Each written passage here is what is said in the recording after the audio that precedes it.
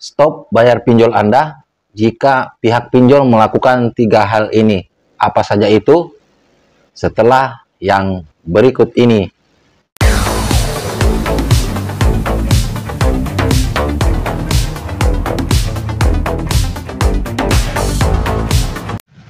Halo, Assalamualaikum warahmatullahi wabarakatuh. Jumpa lagi bersama saya di channel kesayangan kita semua, Faiz Official Pinjol. Bagaimana kabar saudara-saudaraku semua? Apakah kalian baik-baik saja?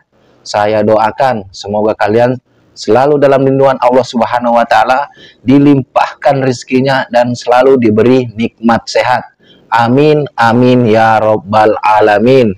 Di video kali ini saya ingin membahas 3 hal jika ini dilakukan oleh oknum pinjol, maka fix kalian tidak usah membayar hutang kalian, karena ini sudah tidak tidak manusiawi teman-teman ya, dan juga sudah melanggar ketetapan ketentuan dari ibu kandung dan ayah kandung pinjol legal ya, apa itu AFPI dan juga OJK. Sebelum saya membahasnya, ada baiknya buat teman-teman yang baru saja bergabung dengan channel ini, pastikan Anda sudah menekan tombol subscribe-nya dan menekan tombol loncengnya agar kalian selalu mendapatkan update terbaru video-video dari Faiz Official Pinjol.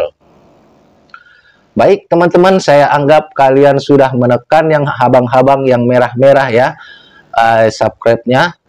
Saya ucapkan terima kasih. Bang, apa saja sih Bang yang tidak boleh dilakukan atau memperlakukan kita seperti apa yang membuat landasan kita gak usah bayar hutang? Baik, kita akan bahas pelan-pelan. Oke, kita akan bahas apa saja sih yang dilakukan oleh pihak pinjol ke kita sehingga kita tidak perlu lagi membayar hutang-hutang pinjol kita ya teman-teman. Karena apa? Mereka saja sudah melanggar aturan-aturan dan ketetapan yang sudah ditentukan oleh pihak OJK maupun AFPI sebagai ayah dan ibu kandung mereka sendiri, teman-teman. Berarti mereka sudah mendurhakai ayah dan ibunya, ya seperti itu ya, biar agak menarik percakapan ini ya. Yang pertama, apa saja sih yang tidak boleh dilakukan? Yang pertama itu meneror ya. Jika kalian diteror, ya udah, nggak usah dibayar lagi. Tapi yang teror seperti apa? Ya, kita harus bisa bedakan mana teror, mana peringatan ya, teman-teman. Yang yang berupa teror ini yang seperti apa? Yang berupa peringatan seperti apa? Misal ada WA dari pihak pinjol yang mengingatkan kita, buat bapak atau ibu yang bernama ini kan, ini si fulan misalkan seperti itu, tempo kredit Anda sudah jatuh tempo, misalnya seperti itu bukan suatu teror ya teman-teman. Atau mereka ke Kondar, mohon maaf Bapak dan Ibu, nomor Anda sudah dijadikan Kondar dan yang bersangkutan si fulan belum membayar hutang, tolong disampaikan agar beliau melunasi hutang-hutangnya. Itu bukan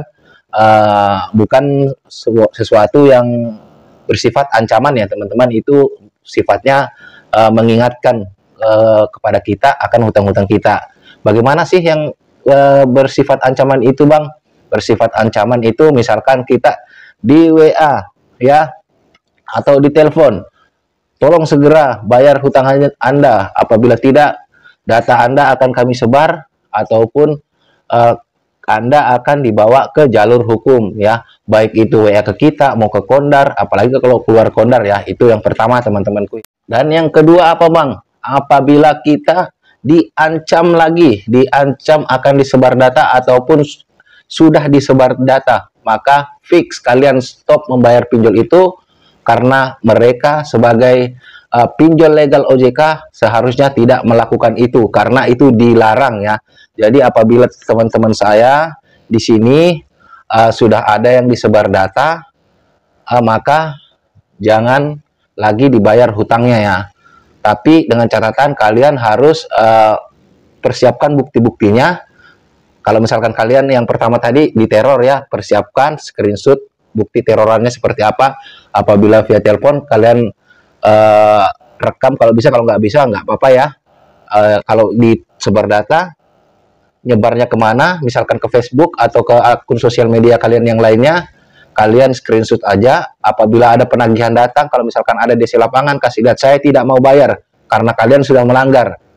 Kalau kalian melanggar, saya juga bisa melanggar, ya. Seperti itu teman-temanku. Jadi kalau kalian sudah diancam, ini baru diancam saja penyebaran data, apalagi kalau sudah disebarkan data, kalian tidak usah bayar lagi karena mereka sudah melanggar aturan-aturan yang ada, ya teman-teman. Semoga kalian pahami. Dan yang terakhir, apabila pihak pinjol itu sudah berani menelpon di luar kondar, teman-teman, ya, baik itu orang lain yang ada di kontak kita, apalagi kalau di keluarga kita, ya, karena pihak pinjol itu tidak berhak menagih kita, baik itu di kondar ataupun di luar kondar, baik itu keluarga maupun orang tua, tidak boleh menagih selain si peminjam, ya teman-teman. Misal saya meminjam, tidak boleh menagih ke selain saya, ya teman-teman. Kalau misalkan mengingatkan boleh, tapi di kondar aja.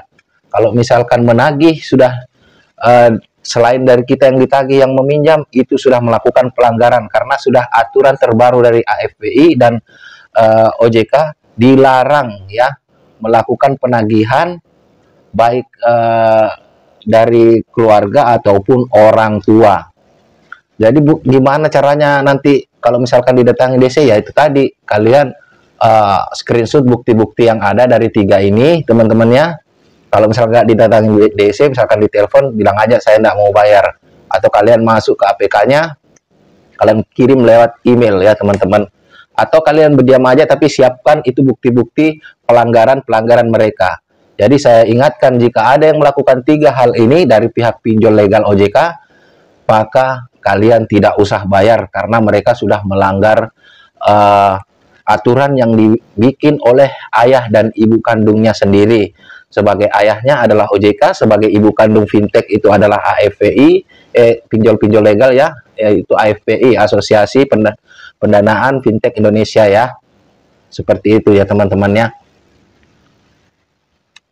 Kalau merasa video ini bermanfaat, teman-teman, silahkan share ke seluruh sosial media yang kalian punya, atau share ke teman-teman yang mengalami nasib yang sama dengan kita atau kalian, ya, biar banyak yang tahu dan banyak yang lebih waspada akan bahayanya pinjol ini, teman-teman. Karena pinjol sekarang itu di tahun 2023 itu lebih barbar lagi, ya.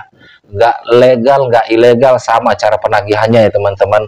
Makanya saya sering mengingatkan teman-teman, nggak ada bedanya pinjol legal sama ilegal. Penagihannya sama-sama tidak bagus, tidak pantas, ya teman-teman. Baik, dari saya itu aja 3 alasan kenapa kita tidak harus membayar hutang ke pinjol legal, ya. Semoga ini bermanfaat. Saya akhiri. Wassalamualaikum warahmatullahi wabarakatuh. Salam hormat saya, Faiz Official Pinjol. Sampai jumpa di video-video berikutnya.